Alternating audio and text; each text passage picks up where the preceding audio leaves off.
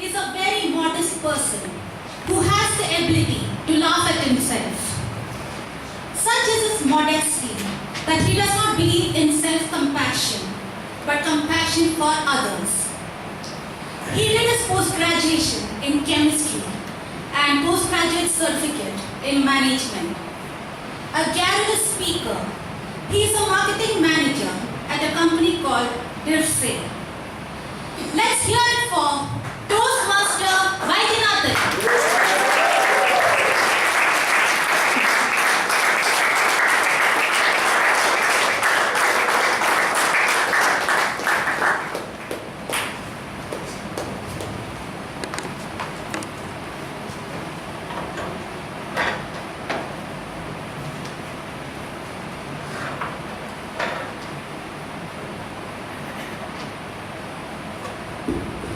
My dear Toastmasters and welcome guests, very good evening. Good evening.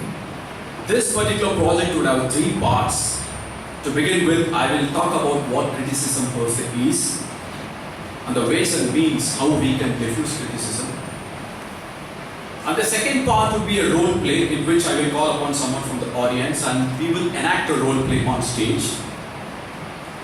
And the final part would be an open session in which the audience are free to ask any questions. And the audience are also free to make comments based on what they heard and what they saw. It was July 2017. India witnessed one of the finest tax reforms, that is GST, came into picture.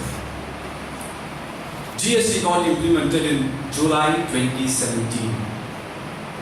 But just before that, the preceding months, there was a lot of chaos, lot of commotion, and lot of confusion on the way in which we need to do some accounting. As a result, most of my distributors and the direct customers, they decided to play the wait and watch game. They decided that they are not going to stock and they are not going to buy. And the result, 60% decline in terms of numbers, 60% drop in sales in the month of June 2017, and that was a disaster. Never ever in my sales career I have missed my target by close to 60%, but that was a disaster. So whenever there is a miss, what follows is a performance review or a sales review. That's what happened with me as well. Unfortunately, I was the first person to be called and reviewed. The person who reviewed was none other than the regional president for Asia Pacific. The review started by 9:30 Indian Standard Time and it went on for close to 90 minutes, and the 90 minutes was filled with verbal diarrhea. The 90 minutes was filled with cynicism, sarcasm. 90 minutes was filled with lot of criticism. So I was taken aback. I was a bit dejected, depressed. I don't know what to do, because criticism can hit you very hard. The performance that I delivered before that were not even considered. What was spoken about was that 1 month which I missed very badly. So I responded in a very, very defensive way. So why did I respond in a very defensive? What made me to respond so defensively? But there are certain scientific reasons behind it. The way in which you perceive yourself is called as a self-image. The way in which you expect others to perceive yourself is called as a public image. That means you expect someone to perceive yourself in a certain way, and that is called public image. Whenever there is a disconnect between the criticism and these images, you become defensive, and that's what happened to me as well. But having said that, there are different ways in which people respond to criticism. One is they get completely withdrawn. That means they will not be able to speak anything. When somebody hears a criticism, they go down. The way in which I responded to my APAC question, I got completely withdrawn. So what happens in this? You lose your self-esteem and you lose your self-respect. But the only positive point in here is, it doesn't move into a conflict stage. And the second way in which people normally respond to criticism is rationalization. That means people tend to accept what the criticism per se is, and then they try to defend their actions slowly. And then finally, we have something called as a counter-attack. That means tit for tat. Just for example, if you had said informed my Asia Pacific President boss, till the month of May, South as a region was growing by 16% compared to last year. And what was your growth? You were getting Asia Pacific, you grew only by 4%, right? My performance was better than yours. Just imagine if at all if I had said that, it would have escalated into a conflict and I would have lost my job. So those three were not the right options. So the one and only option by which you can diffuse criticism is you need to behave a bit non-defensively and then respond non-defensively. That means the focus should not be on the person or the criticism, and you need to focus on how to arrive at a solution.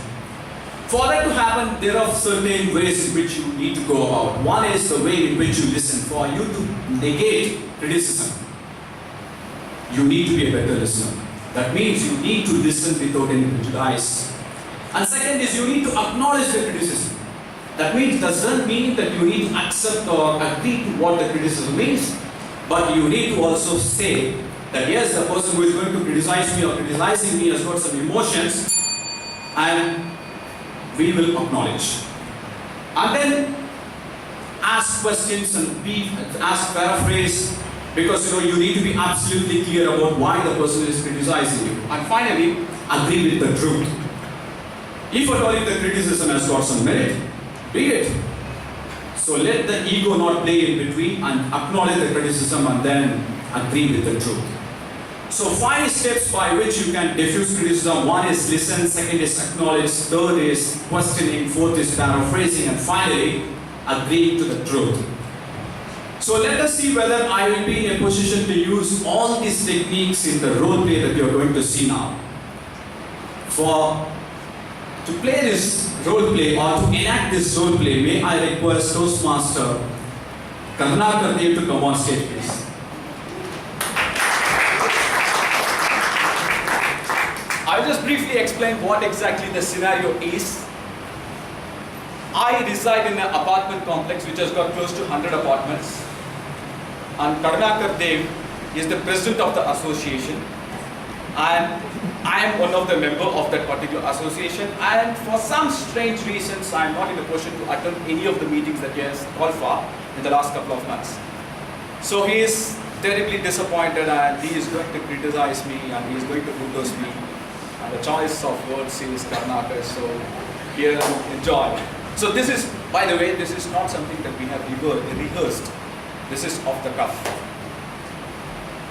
Whether when you moved into an apartment, you got in touch with me, you asked me. You inquired about the kind of people inside and you made a decision. We saw that you were so interested, we got you to the committee and you promised me that you are going to be a part of the meeting. And we, as you know, that we have a veto in our committee as well. So we have 5 people who are the part of the committee. Because you haven't been able to attend any meeting for the last 3.5 months, we are not able to pass any judgment or anything which could have benefited the whole residents of this apartment. Why does this happen? Why can't you come to the meetings? Yes, Karnataka, I know for sure that you are very upset.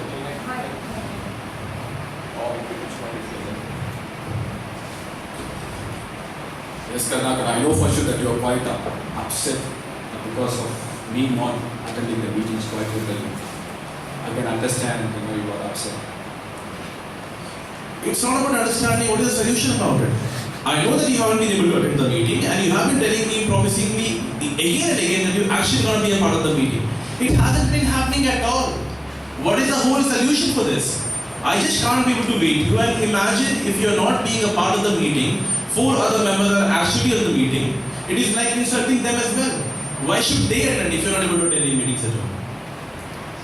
See, having had the experience of adding a lot of value to our committee or to the association, I know for sure that my absence is being felt. So, which is quite evident from the way you are talking now. So, I can easily relate to what you're going through now. Yeah. Okay, but we haven't got a solution. It is about the benefit of every single member who reside, who pay us a maintenance fee, right? And you haven't been able to attend. Is there any specific reason which held you back? Are there any other meetings that I have missed other than the ones that you have called during the weekdays? See, okay, because we have about 4 or 5 different people in the committee, and out of them about 2-3 do not work. So how about if you had suggested to us that hey, have a meeting as per my convenient time as well, and we could have looked into it. But that hasn't happened because we haven't had any communication from your end. Yes, I can understand that. In fact, I was getting in touch with Vaidyanathan, who used to be one of the members of committee. Right. And I've been regularly interacting with him and getting all the relevant inputs about what's going on. And obviously, my presence for sure absence is being missed. The same Vaidyanathan was the person who raised his voice and told us that no matter what, you have to get Vaidyanathan to the meeting. Yes, thanks for that. In fact, that's a compliment. I will take it as a compliment because if my absence is being missed and my inputs are so valuable, so obviously I need to attend the meetings. For sure. It does, because we have a couple of oldies in our team who do not get the thoughts very clearly to their head. But why is it possible for you to attend the meetings? Can we have one common solution that you can tell me it was my problem in the past, but from now on I assure you that I'm going to be a part of the meeting? Oh, for sure, in fact, it is my constant endeavor to be a part of this wonderful committee because we ourselves have done a lot of things for this entrepreneurial society. So many things which has happened in this particular society is because of the wonderful work that we did together. So obviously, it makes a lot of sense for me to attend the meetings as well. So can we have some sort of a solution for this? Can we have this meeting during the weekends, maybe Saturdays or Sundays late in the evening? Because if you know, I have been a part of Toastmasters, Bangalore Toastmasters for the past 3-4 years, and many times I miss the meetings, even which is happening on Friday. So can we have it by this weekend? So we can have it by Saturday evenings or Sunday evenings. Saturday evening is quite tough. How about Sunday morning? Because see, we just want you to sacrifice once or twice. If it works out, then nothing like it. Sunday morning sounds good, perfectly fine. So I think in the best interest of our society, we need to work together. There are a lot of things which we can do together and for the betterment of the society. So Sunday morning looks perfectly fine. I'm okay with that. Okay, that's fine. The way you convince, we need to convince Vaidyanathan as well because he's very sort of shaky as it were. I will speak to Vijay as well. So if at all if it's possible, you can share a mail to the committee members so that we can call for a meeting on Sunday morning. So let us have a meeting on this Sunday morning so that I can meet Vijay personally and then inform him as well. Fine. We need to bright people like you already. So that should be done. Thank you. Thank you very much.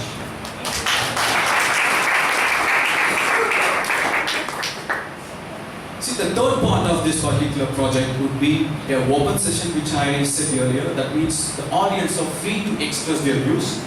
And if at all, if they have any specific questions that you need to ask us, if you know the answer, then we will be able to answer.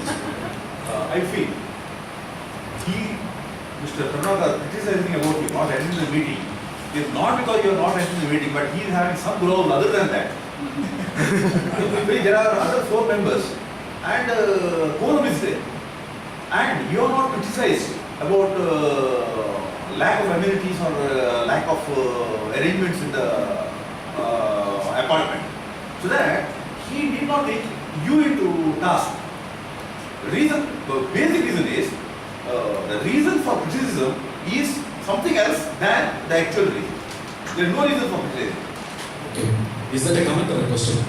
No, according to me, It's a comment. Okay. it's a comment. Okay, thank you very much. Yes. So, according to me, that was probably the nicest criticism or the conflict conversation which ever happened.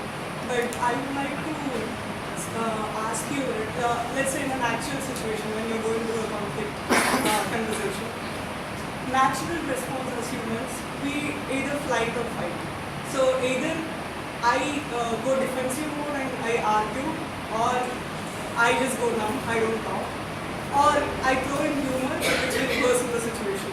So this happens, like how do you avoid that? Like, In my case, I will neither fly or fight. Why? Because I am not so powerful to fight. That's number one. And I can speak because I am part of the Toastmasters for the past 4 years. So I will not fly. So I can talk. I can ensure that I will convince someone. Hope I answered your question. are there any other techniques or like See, things behind it? Whenever you are facing criticism, the best possible option would be to listen or hear them out. Hear them out without giving even an inch to the other person. Trying to figure out what exactly he has got in his mind, and then respond in such a way so that he doesn't get offended. If you are polite enough, and if your words show sincerity, then obviously most of the conflicts can be avoided. And that's which I handle a team of people. And many times my team criticizes because I'm quite open with my team, and the team criticizes me for certain issues that I take. But at the end of the day, I ensure that everybody is on the same page because of the way I speak or the way I communicate or the way I listen to them. So I think listening and empathetic listening and then communicating the right way, I think that can solve most of the problems. Respected sir, I would like to say, is it sir always true that being defensive is the best strategy? Because if you don't retaliate or be aggressive, they will start feeding on a criticism. They will criticize you just to be better, just to show them they are better on some ground. So is it defensive always the best strategy or to retaliate a good thing? No, it is not a question of being defensive. It's a question of not being aggressive also. It's a question of being assertive. Hold on to your position without offending the other person. So that is being assertive. Suppose in case if you hold on to your position by offending somebody else, then it becomes aggressive. And if you don't hold on to your position, that means you are defensive. So holding on to your position without offending this other person is the trick of the trade. I think it comes over a period of time. Thank you very much. Thanks for coming.